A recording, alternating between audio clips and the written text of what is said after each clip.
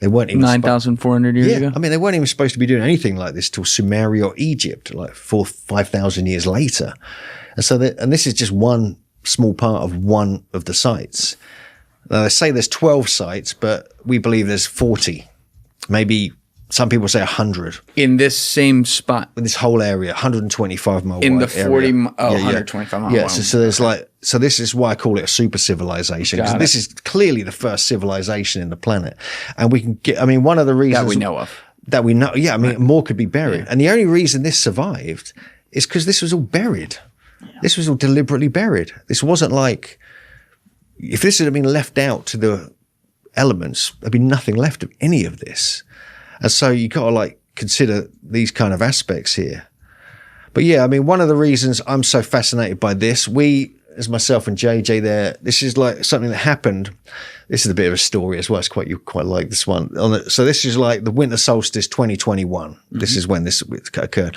We went to Turkey. We wanted Karahan Tepe just being excavated. It's the first time we could go there after COVID and all that stuff. And we turn up there. I turn up the day before the 20th on the 19th.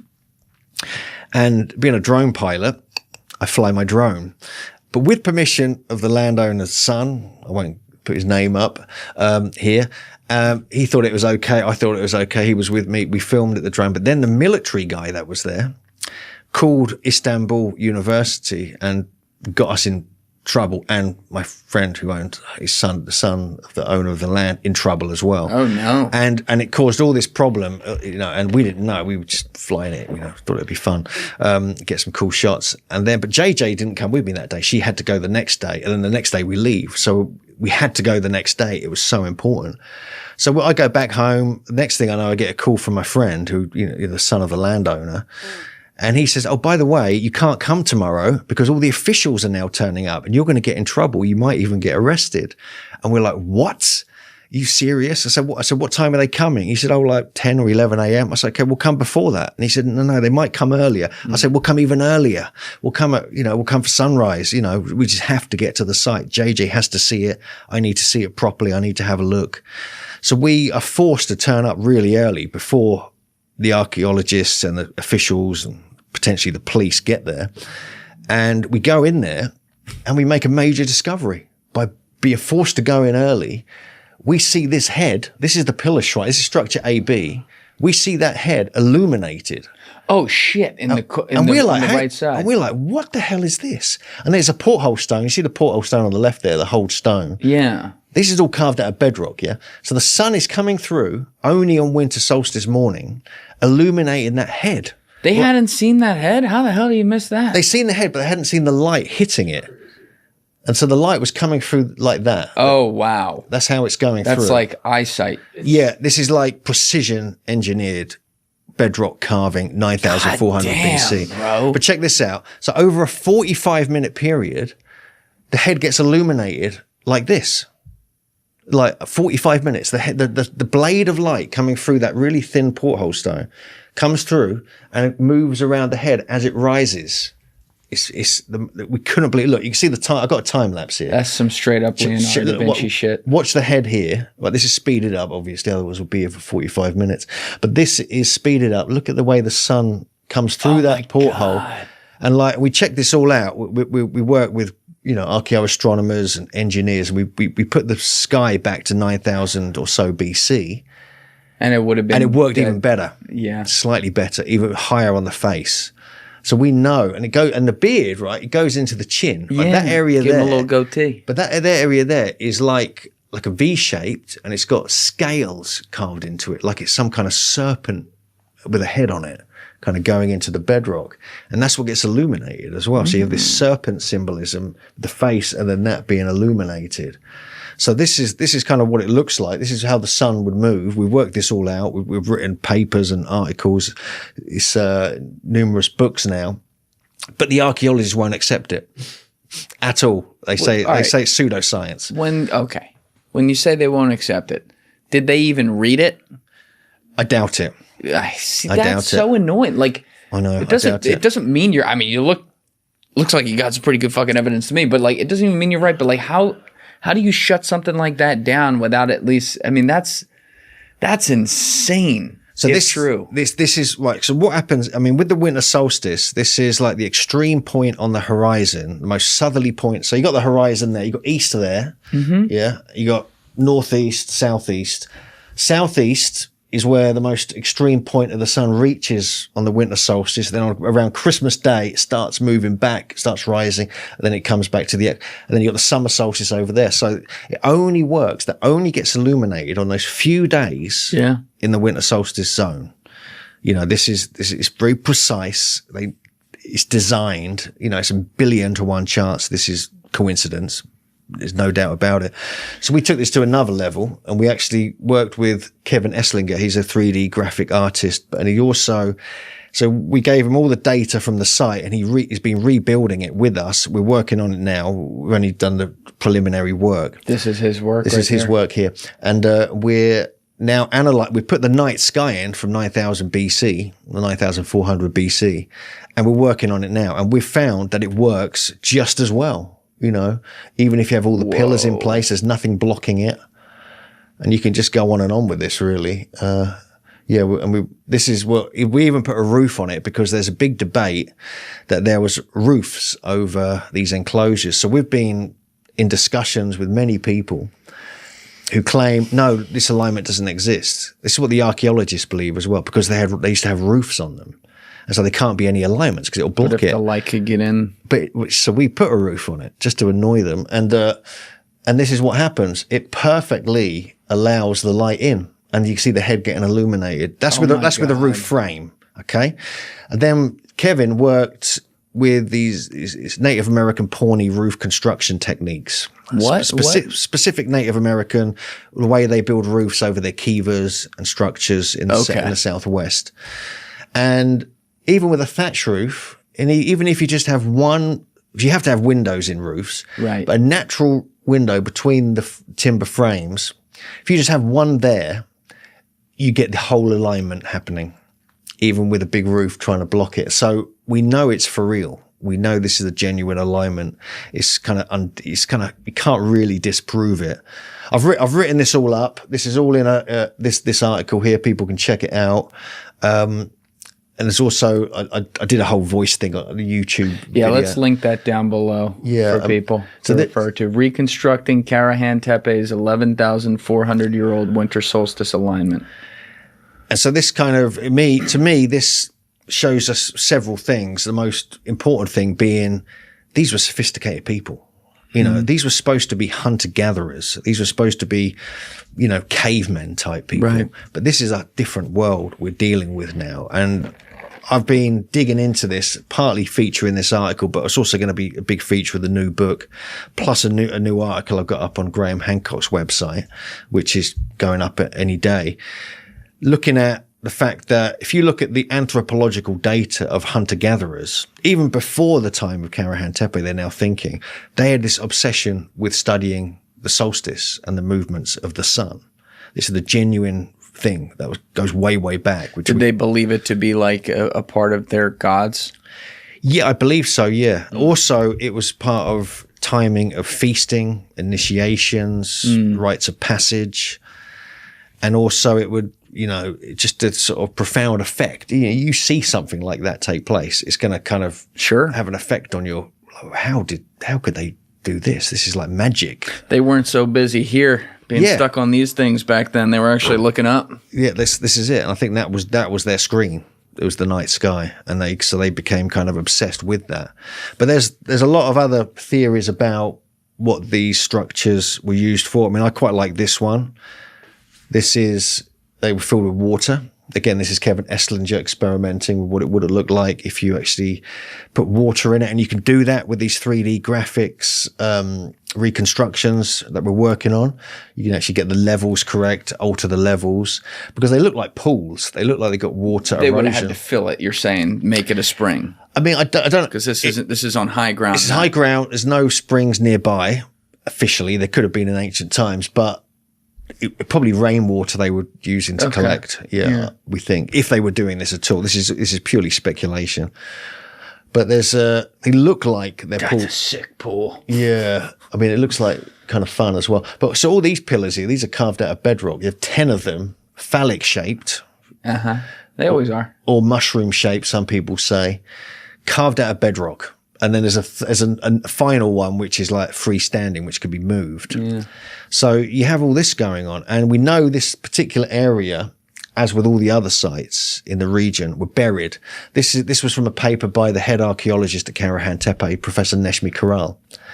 And structure AB, he says, was deliberately filled in a series of sequential procedures. So when it comes to Karahan Tepe itself, the whole site was deliberately buried. We know that, otherwise it would never have been preserved. But only this area, where the winter solstice phenomenon takes place, everything was preserved and then buried. It was like almost kept pristine and then buried really carefully with these giant stones placed on top. The rest of the site, all the statues were pushed over, broken, damaged, deliberately, we think, and then it was buried. But this area wasn't for the winter solstice. So they could have realized that if people ever dig this up in the future, we're going to show them what we're capable of. Yeah, let's play that out because we're talking about 125-mile area that could have been you call it a super civilization, but it could have been multiple different tribes or groups of people. Maybe there was, without even extrapolating and bringing in like weather events or things from the climate coming, maybe if there were some sort of warring or disagreement, people from this particular area could have had some, I don't know, secrets or whatever that they wanted buried, and they could have said, okay, we're going to purposely do that here, and then later the disagreement dragged into war and the other things were destroyed around there. Yeah, that's possible. That's a theory. Yeah, that's a valid theory. Look at that. We'll call that the Julian Dorey theory. And they're not really sure why they were buried. I mean, we know at Göbekli Tepe, there was a slope slide which filled in some of the main enclosures. Just natural kind of falling in of the debris and things like this. Okay. But then there was definitely a deliberate burial at the end of its use. But here we have definitely it was deliberately buried. I mean, there's actually a debate about this in the whole alternative versus the academic world, that none of it was deliberately buried, but clearly it was, and the reason I think it could have been exactly what you're saying. It could have been exactly that. People coming in, disruption taking place. They wanted to protect it.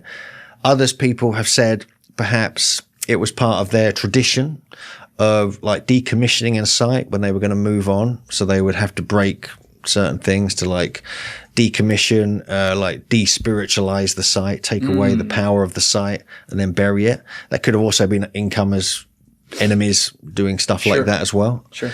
And so there's this kind of thing, taking place. But the thing people don't realize about all this is that this moment we're in now, this moment of this era, this is a massive discovery time. Huge. I mean, this just what you saw there. The last decade's been insane. Yeah, just the last few years. And every year more stuff's coming out. I mean, like these statues were found in late 2023. Is this same site? Same site. This is on the top of the hill, a new enclosure that got uncovered. Wait, these are like complex. Yeah, you got the giant fella there. He's like 7.5 feet tall, seated in this massive enclosure. He's got a beard, like one of those Egyptian like Sphinx type beards, which is weird. You can show in his ribs. He's got his part out, obviously, holding that like they all do. Yeah, I was going to ask you. Yeah, he's also got quite a cool haircut. It's like it's shaved down the sides. So they had Mohicans and things like this. Why did they have it where they're like holding down an erect dick all the time?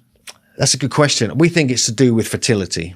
Like we believe these are fertility sites. So this is based upon, we've written a whole article about this on Graham Hancock's website as well.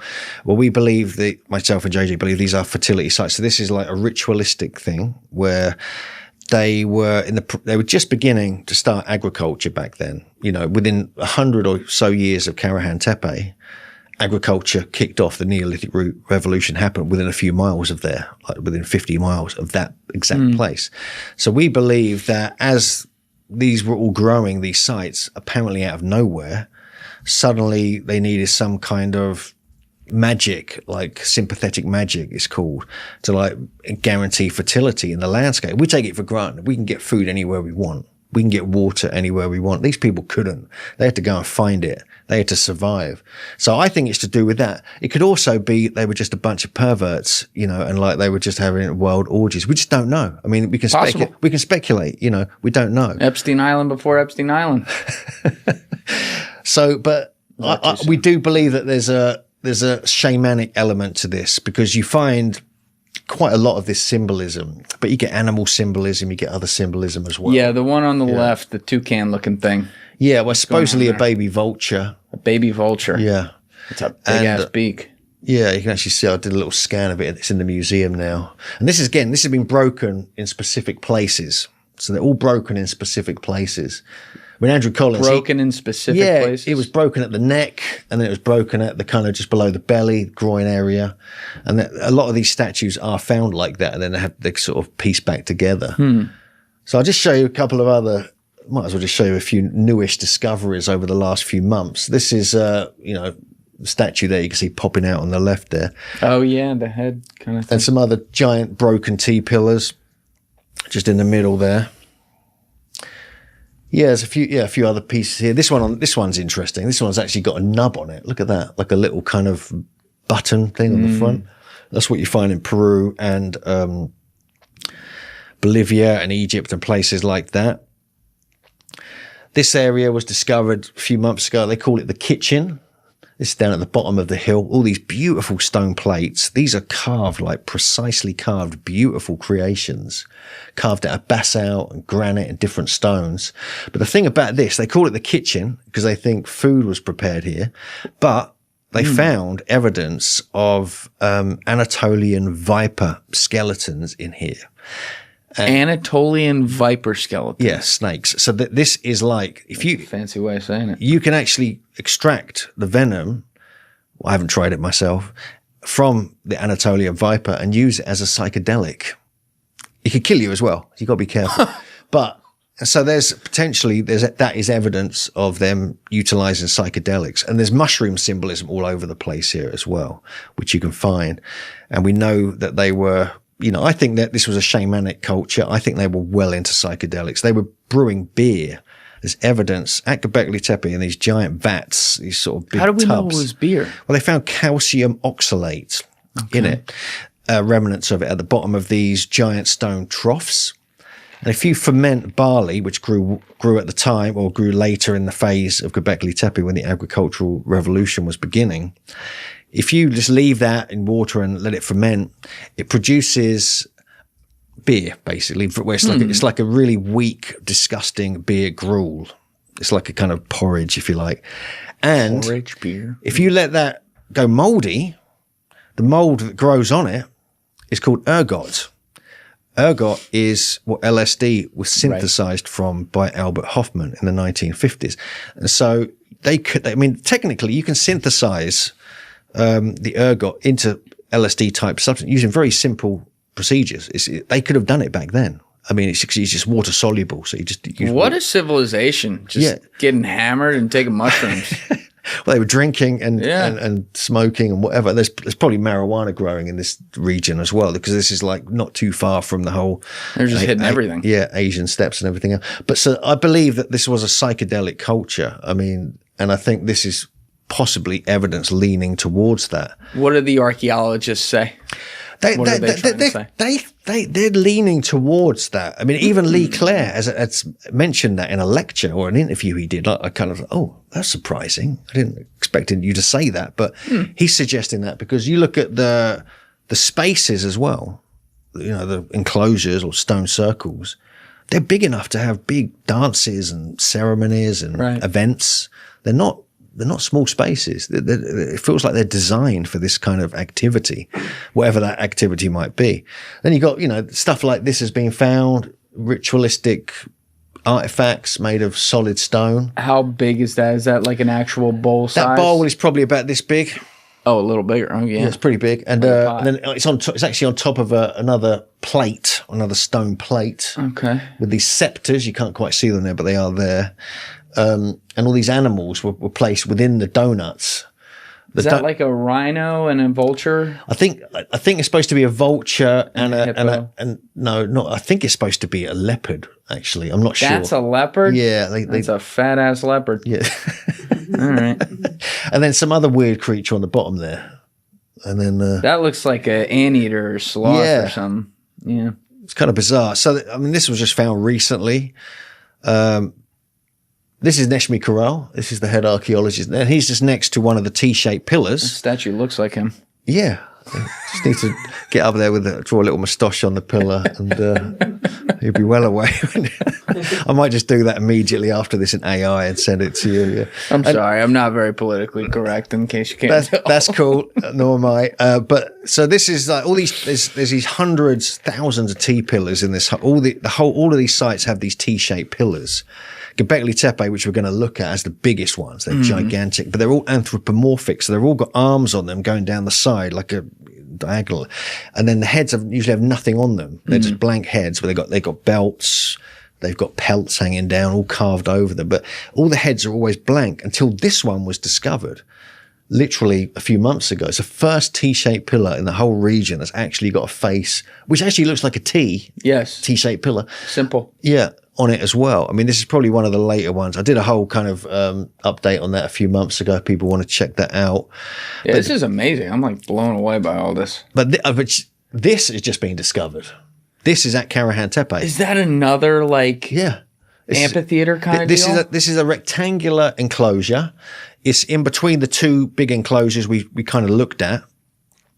And this is like something out of Egypt or Sumeria. Yeah, man. How long did this take to dig out this part? They've literally done that this summer. They did that in a summer? I think so, yeah. I think the top part they took off. What? And then they continued and got all the way down to this I think they finished it a few months ago. But that's crazy to me because it's not like they're using like a fucking Caterpillar tank or anything like that. I mean, these are just people like digging and they dig it that perfectly without damaging stuff. That's amazing. Yeah, these are like proper professional level archaeologists working here. I mean, I got a lot of respect for everything they do. They get a lot of flack. Well, good for them. That's amazing. But they do also, ignore discoveries that me and JJ made, which is a bit annoying. That's annoying, but that's good work. That is good work. I mean, look at that. And a lot of that is carved out of bedrock. So some of those steps are carved from the bedrock. It's all kind of bedrock created. And so I find that really interesting. And it's almost got steps going down like it was a pool. Yes. I was thinking Turkish bath. Yeah. The first Turkish bath. Right. There you go. Yeah. You got like the little hot tub area up there on the left. Yeah. And then it goes down into the infinity pool. So this is brand new. This literally came out a week ago. Okay. Well, this came out in late November, basically. Right. This is our last recording in 2025. I think this is going to come out in January. So everything's about a month after. So this is late November. This was all announced. And there's some more. I mean, you got this, but you also got this interesting statue was found. That's a woman, right? Well, they thought it was. If you look carefully at its where its hands are pointing to, maybe not. Well, it looks like she's kind of going like this. It is, but she's also got a little phallus there as well. Oh, really? Yeah. That's what that is? So we heard about this. Wait, where's the phallus? It's just sort of dangling out of her hands, allegedly. Oh, yeah. Well, maybe. So this is so when they first discovered this, we heard about this 6 months ago. And we kept hearing these rumors about it, but they wouldn't announce it until like late November. And we thought, and we were told it was a woman. And I think they thought it was a woman until they looked carefully.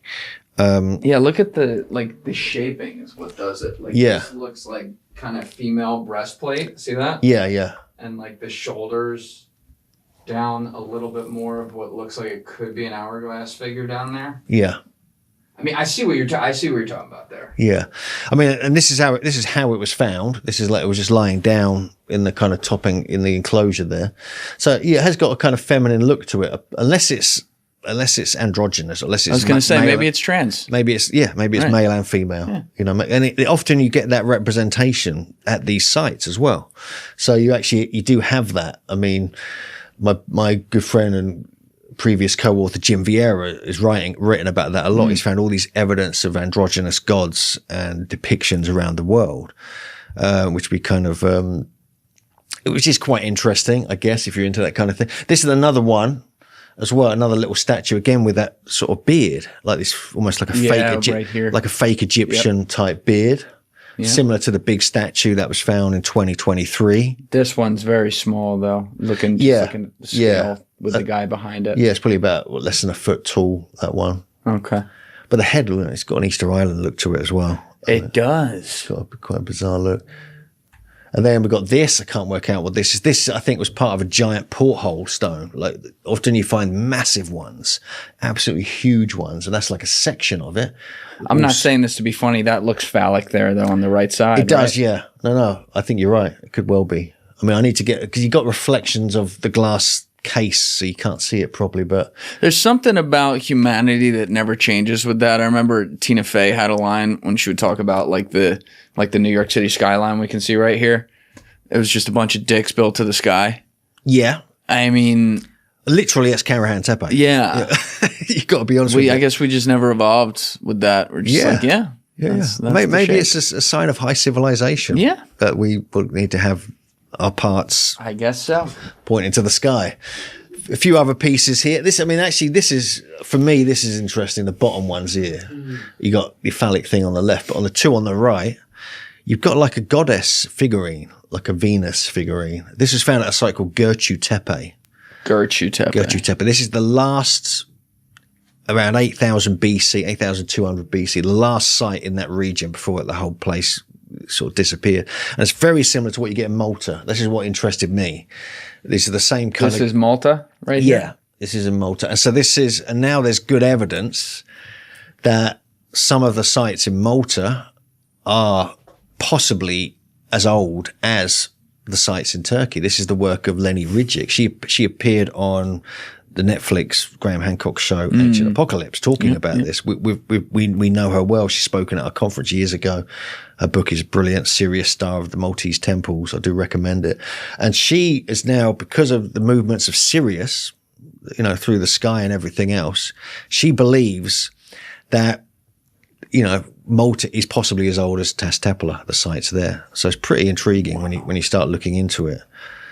So there's a whole, there's a lot more. I mean, I got, this is the one that was discovered at Göbekli Tepe. That's found in the wall. Another one with the face. Yeah, there's a lot of these. I could just whip through some of the new discoveries. I think this is pretty let's cool. do that. These are all fascinating. Yeah, this is a site called Sefer Tepe. This is near Karahan Tepe, just north of there. They found this giant slab with these two faces carved in 3D relief. What the fuck? So these are part of the same, block. This is what they look like close up. It's a bit weird, but look at that. That's pretty. That's unreal. Yeah, it's pretty epic. This has just been announced as well. Again, that's the close ups there, and then this was found at Karahan Tepe, just in the wall of the enclosure. I think at the top of the hill. You also got this. Wait, can you go back to that real quick? Yeah. So that's a face there in the middle. Yeah, on the right. Yeah, that's just it. Carved right into the carved from the bedrock, stone bed. And then it's shoved into a wall there. Yeah. What? Why do you think they would have done that there? Well, this is it's like carving into a brick. They do this a lot. A lot of the statues that are found at the site, especially the heads, torsos, are sometimes in the walls themselves. So it's almost like the sunken pit at Tiwanaku. We have all the heads around it, kind of edge. It reminds me of that. There's a lot of that going on here. And so whether it's part of the burial of the site or whether it's part of their tradition or they're just reusing old stones is a whole other story. We just don't really know. But this one here is also from Sefer Tepe as well. This is two-sided. This is about the size of you can hold it in your hand. This is made of black serpentine, which is a very hard type of rock. One with a wide open mouth. What's going on with the hole? Does that hole go the other side? Is that like a ring kind of structure? No, I don't think it does. No, it's just into it a certain way, but you turn it around and it's got that face on the other side. So it's got like two faces on it. And one of the other sites we should have a look at is Saybirch. This one here. Now, where is this in relation to Karahan Tepe? This is much further to the west. It's near Ayan Lahoyak, so it's in the western side of the whole region. Okay. This is quite a big site, but the one thing I like about it is the name. The name doesn't sound like much, Saybirch, but you look at what it means. Sign of the zodiac. Counting say, and sign of the zodiac birch. So we're talking, this is like astronomically, chosen. And even like in Kurdish, the birk means watchtower. And so interestingly, back in the 1950s, at this site, in this village, they had to knock down half this village to excavate this site, by the way. They found there was a watchtower, an ancient tower there, like you get in Jericho in, Palestine, Israel area. And so that is intriguing. And this is kind of what the new enclosure looks like that they've now excavated. And you got another guy holding his part back there, which we'll look at more closely in a moment. But this is all carved from bedrock. That's what's so mind-blowing about this. Do we have any sort of educational guess, hypothesis on how long something like that would have taken? Just what we saw right there. It's going to take a little while for sure. Yeah, I mean, you're carving down into like flat bedrock. Yeah, and you're creating. This is artwork. Look at the art along the side here. This is remarkable artwork. This is like breathtaking. Everything you're showing me. Yeah, this considering when it was from. Yeah, and this is what 30 feet wide. Yeah, 35 feet wide, something like that. This is a whole panel carving. You got a guy there. He's got a V-neck on again. He's holding his part, still there. This was buried literally under a house, for a long, long time. You can, like, on the left there, you see those. Like there were houses right here? Yeah, those houses. See that house? See that little circle on that is where the house was. It's been knocked down. We used to go there when the house was there. And the thing is, the family knew about this. This was under their house. The house has been completely removed. They knew about this since the 1940s. And they didn't tell anybody? But they preserved it. Oh, that's nice. Yeah, they didn't damage it at all. Oh, maybe they were like hiding it from the Nazis. They're like, don't get a hold of this. Well, and the other, awesome. You talk about the Nazis, right? But also the Romans, a bit before that, were here as well. If you actually look at the area, see that area, that's the enclosure we're looking at. The area on the left there, where it's cut into the bedrock, they think that is a Roman quarry, like 2,000 years ago, right? So this is 11,000 years ago, the main site. But 2,000 years ago, there's a Roman quarry. There's a Roman settlement. There's another quarry on another hill we've looked at. All Roman. Whoa. But the thing is, the Romans got that close to it, and they didn't touch that. They must have seen it. They must have known it was there. If they're digging into the bedrock just there, they may have discovered Tastepla, the Romans. That's the revelation. Left it untapped? Yeah, but honestly, yeah, because, right, the reason I say that is because if you look here, this is apparently the Roman quarry. This might not be Roman, so this could all change. But just there, they went right up to where that orange circle is, and they left this there. And this is an ancient Tastepla carving in the bedrock, but they didn't touch it. They went right up to it. Look, see how close they got. Whoa. So I've got this theory, we're going to put this in the book actually, that we think the Romans discovered the Tastepla culture.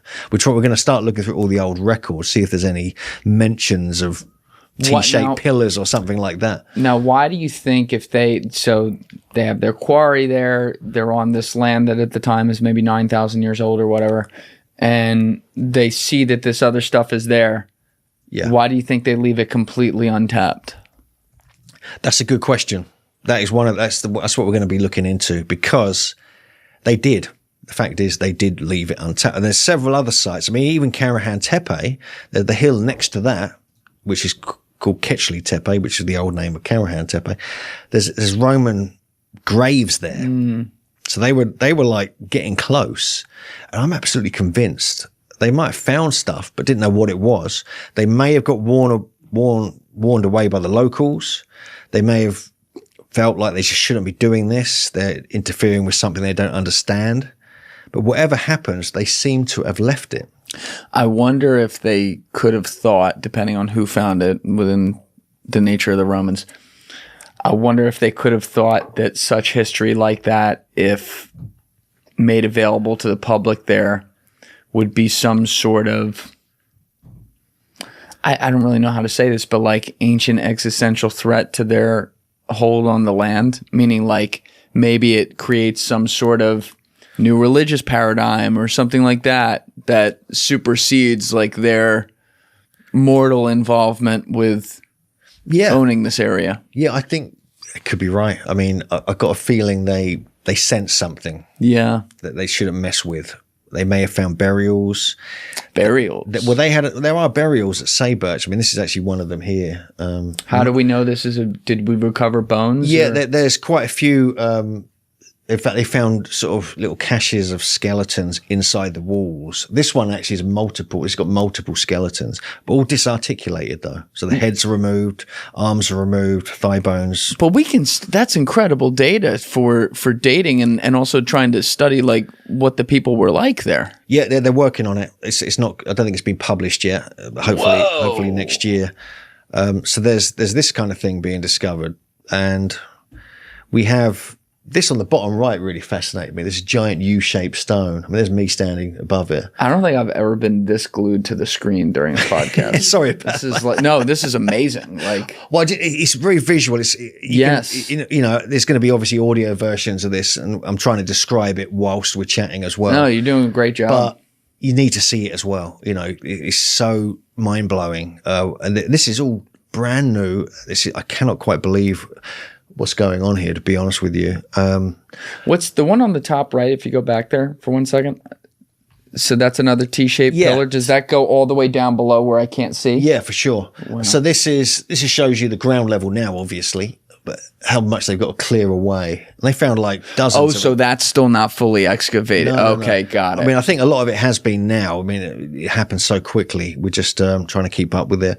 There's other pieces here. The one on the right is actually from Göbekli Tepe, the Pillar 43, but similar things have now been found at Saybirch. And the symbolism here, again, is something JJ specializes in. She's going to be writing about. Obviously, you've got the phallic stuff's been found there as well.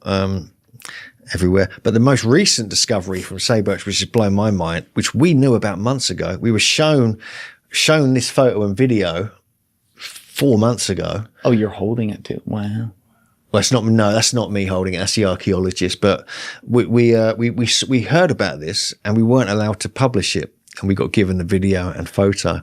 This is a different looking face too. It's more elongated, bigger lips. And then in late November, it got announced to the world and put on display temporarily at Karahan Tepe. It's now going to be going into the Chandler for Archaeology Museum. So this is brand new discovery. Wow. Yeah, I mean, we knew about it. I mean, the problem is, this is why the archaeologists think we're spies, because we keep hearing about stuff long before it gets published. Oh, they think you're spies. They think Andrews. You work for MI6? No, I don't. But that was not a convincing no. Can we get a replay on that? His face was like, no. Cut. Well, I'm sure they'd pay me a lot more than I get now if I was. But yeah, don't leave any bugs in here. I got enough of you spooky people coming through here. Jesus Christ! But this is like fascinating to me. Like, there's a couple of things here. You got like the mouth, like it's got either really dry lips. Yeah. That's actually a sewn up mouth. Sewn up? Yeah. What a symbol of it. Yeah. Yeah. And then the eyes are like mollusk shells. Right. So you get this here. You can see the close-ups here. Now this is from the Levant. You get burials like this where you have these mollusk shells placed on the eyes. Yeah, that's an actual skeleton there. Yeah, that one on the left that's not from Saybirch, that's from the Levant. Right. It's from so you're saying this is like a recreation of that? Yeah, it's similar. It just looks very similar. It's a representation of death, and I think a lot of these representations are about death, regeneration, and rebirth, and this all relates again to the winter solstice. This is a tradition relating to the winter solstice.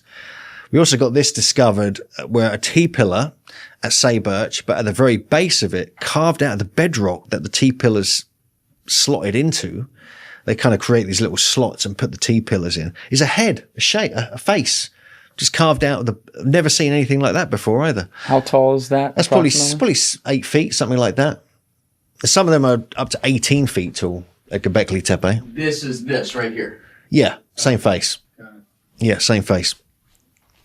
And so there's a lot of crazy stuff going on. I mean, I put it all into. I did this little when I was actually on Easter Island recently when this all came out. So I made a little. Is there anywhere you don't go?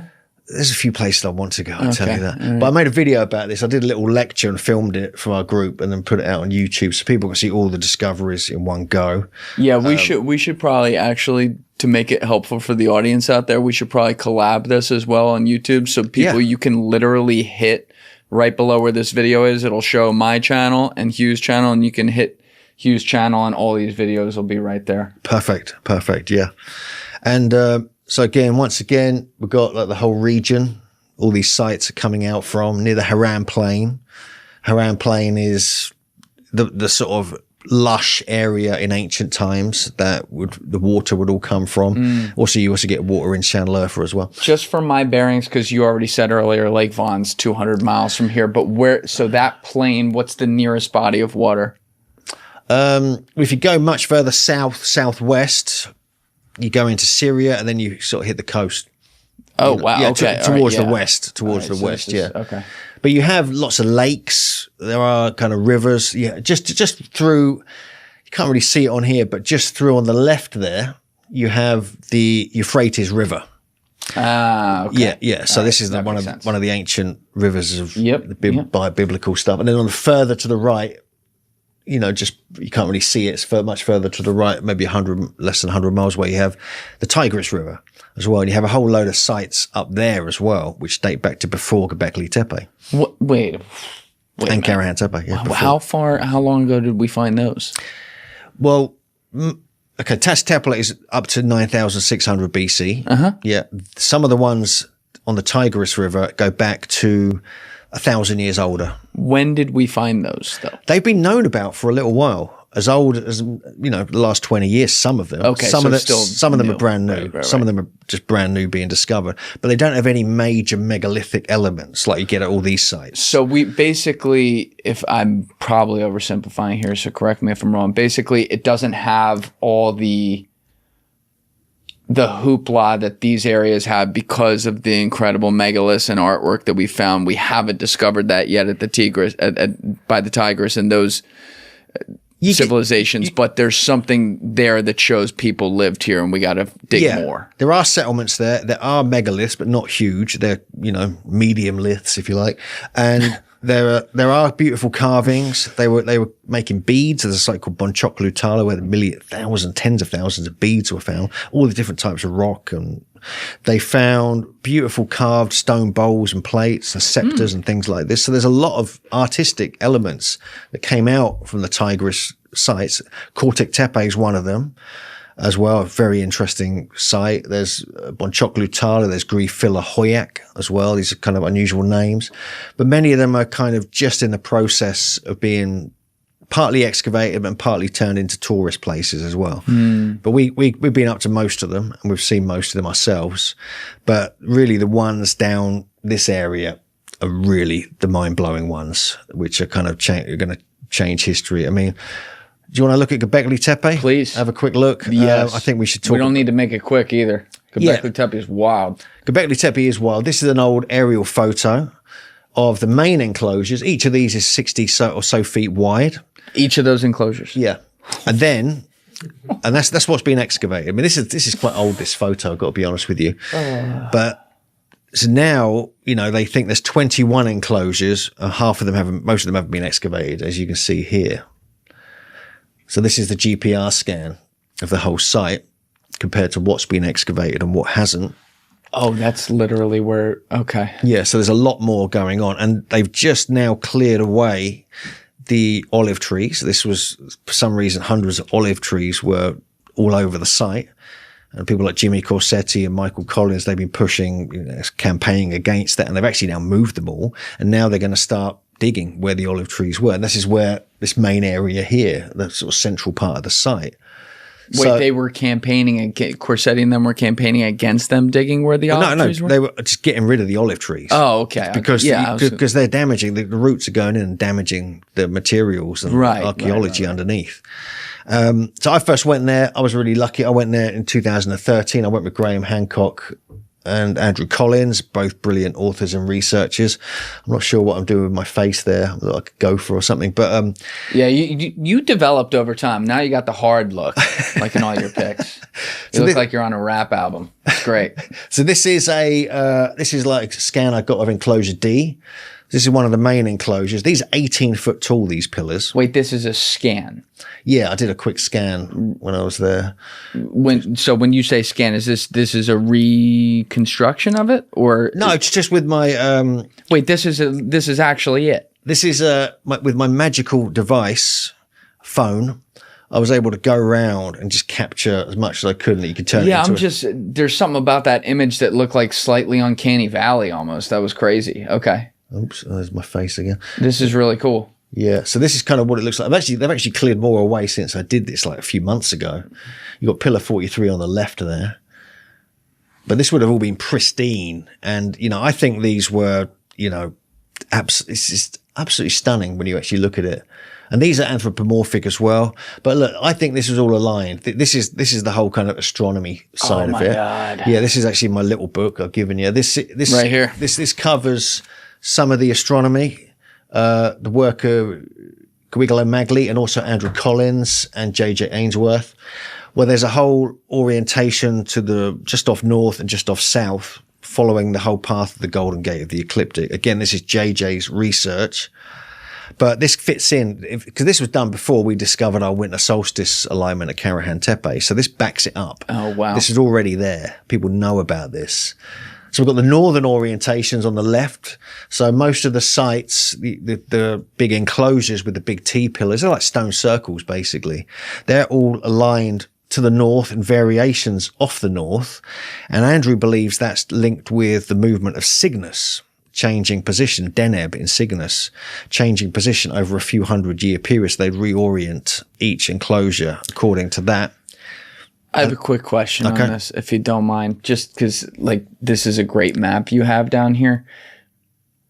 Why do we think that these civilizations decided to settle way inland up here as opposed to near the coast? What was the logic there? You got the rivers. You got the big Euphrates River, which is mainly in the Tas-Tepala region. It feeds into Channel Urfa as well and Haran Plain. To the east, you've got the Tigris River. These are massive rivers. I mean, we're talking like almost lakes flowing through the whole country. So these created huge abundance, like the Nile did in Egypt. But if again, I'm thinking of that 125-mile area across, right? So the rivers. That's basically between the two rivers. Between the two rivers. That's what I'm saying. Yeah. But you have civilizations. I'm just using round numbers here to keep it simple, that are therefore 60 miles from the river. Yeah. Right. So it's like, you know, that's a trek to get to the river. That is a trek, but I think they created places they were near springs in a lot of places. But I think they deliberately created, and you can see this because Göbekli Tepe, right, and Karahan Tepe are not next to any water sources directly. It's half a day's walk to the nearest water source from Göbekli Tepe, which is Şanlıurfa town or city, where there used to be giant rivers and natural springs there. But when it comes to, you know, these sites, I think they were created to be away from all that. These were sacred sites. These were, to me, they were sanctuaries that then later became settlements because people were attracted to go and hang out with them. So what they did was they created water channels. They created giant kind of domed shaped earthen kind of chambers where they would collect water in from the rainwater. And there's evidence of channels being carved out and going through the sites, suggesting they were harvesting rainwater, you know, and using that when they were at the site, which I don't think was all year round. I think towards the autumn and winter, you get more rain. And so that's when they would predominantly be at the sites. The archaeologists claim they were at the sites all year round, but we don't really buy that. We think there was a kind of seasonal movement between one site and another site and another. And it was part of a kind of ritual movement. Like almost like the Aboriginal song lines, you kind of move around from one location to the other. You do your rituals there, you do your teachings. Because I believe these were teaching places, like universities, you know, schools. You believe they were universities? I think these were teaching places. Yeah. Wow. You start looking at all the carvings, the symbolism, the astronomy, and you realize that this was like a memory space. How many people do we think were there at a given time? At the very beginning, very few, because there's no evidence of anything except the main enclosure starting to be built.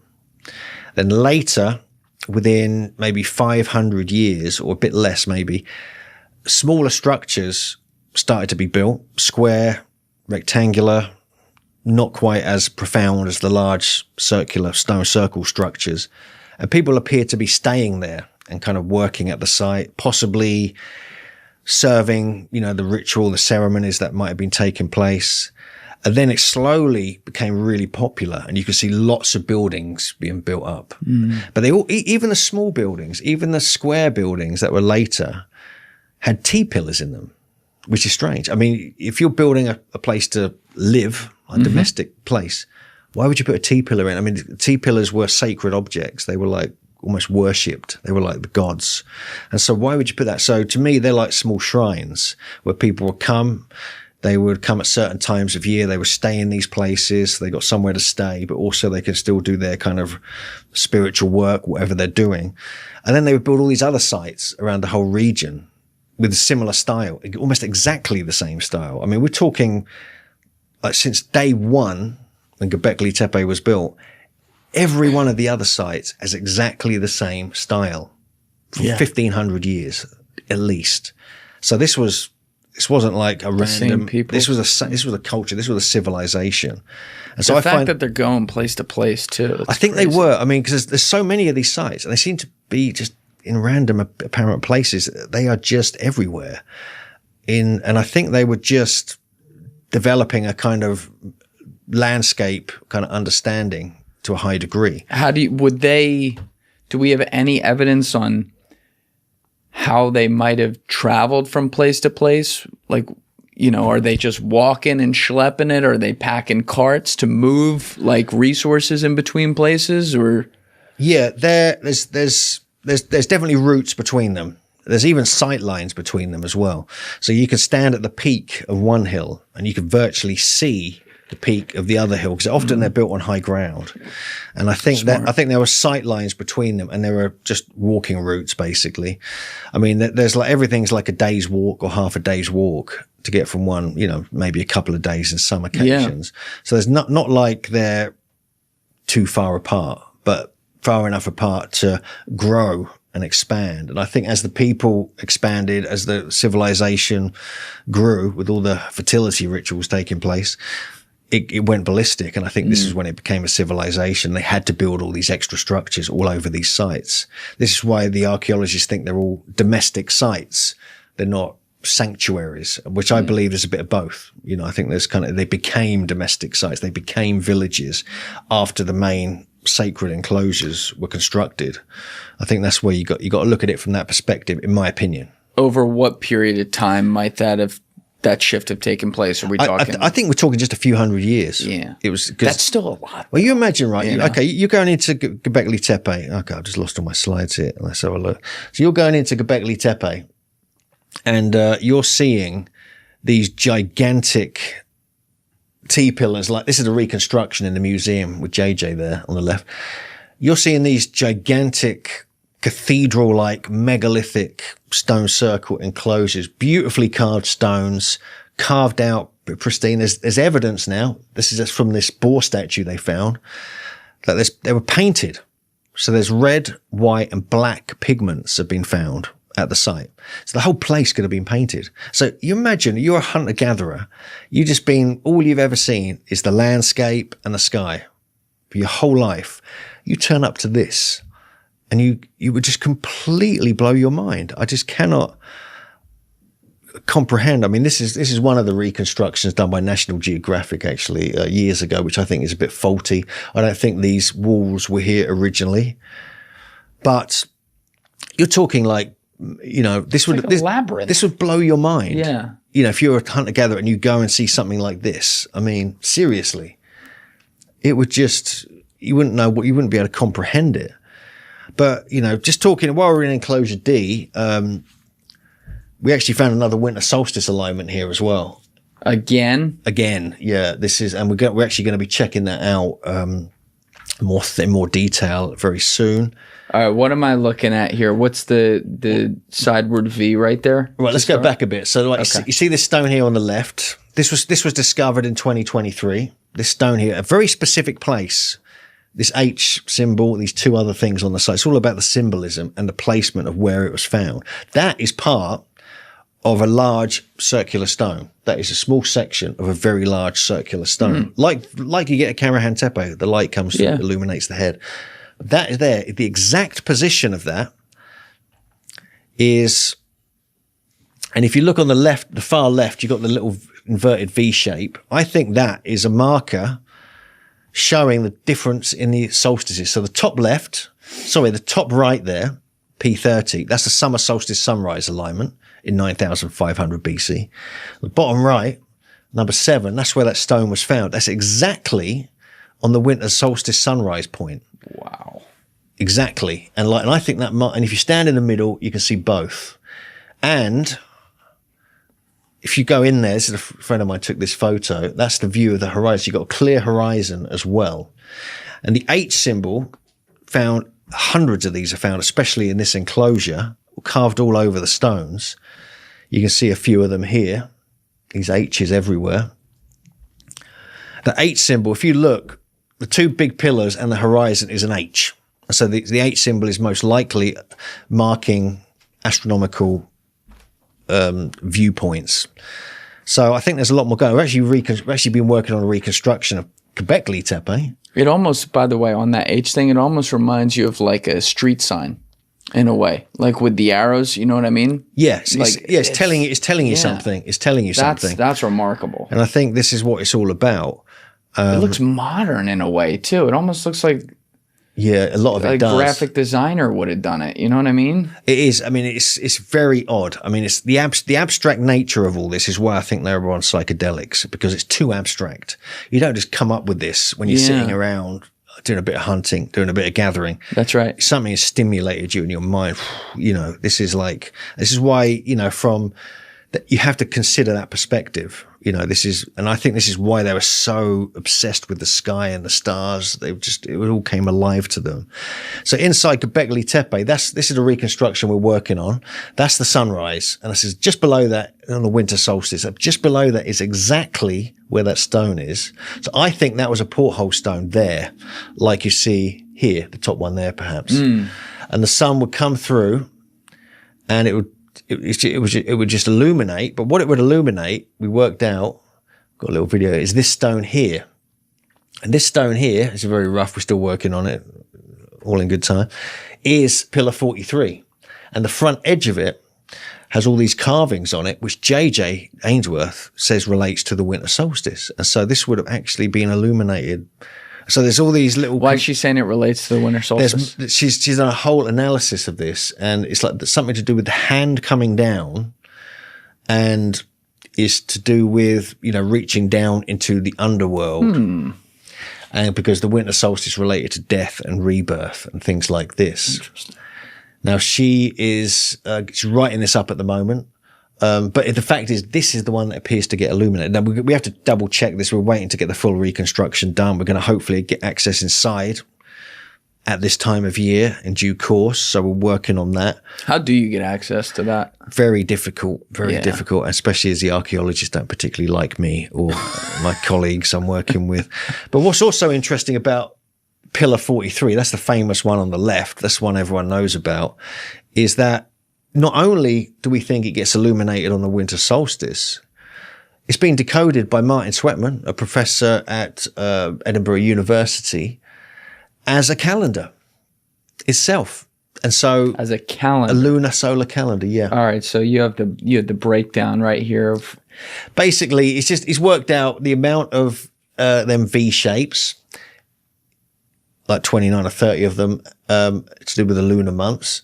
Then you add another 11 squares, that makes it to 354 days. And you add another 10 V's upside down and above and the other way up. Yeah, I see. Makes 364. And then he thinks the summer solstice, I believe it's the winter solstice. That's the one mistake. It should be the winter solstice is where it all connects. Why do you think it's winter, not summer? Because it's getting illuminated on the winter solstice sunrise morning. And I think the same thing, the Karahan Tepe proves that as well.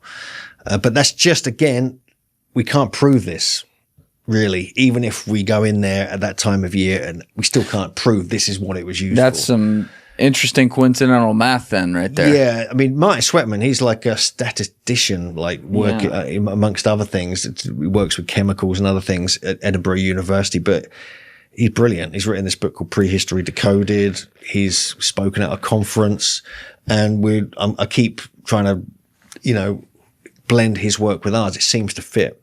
So I'm quite excited about all this, really. I think this is all kind of changing everything. But the problem is that not many people, especially the archaeologists, want to get involved in anything to do with astronomy at these sites. They just don't want it. And I think that's where the real problem lies. If that's half the story of the site, how can you decide not to get involved? I know. I mean, I understand you don't want like a basic 17-year-old girl walking up there trying to give horoscopes on these places. I get it. But like, that has nothing to do with this. You're seeing like the math. Yeah. That you're identifying at these sites is absolutely unbelievable. Like how they would line it up down to the angle at the perfect time with the light to come in. They would bet you gave the one example an hour ago where they literally had a face getting covered by it at the, I mean, it's incredible.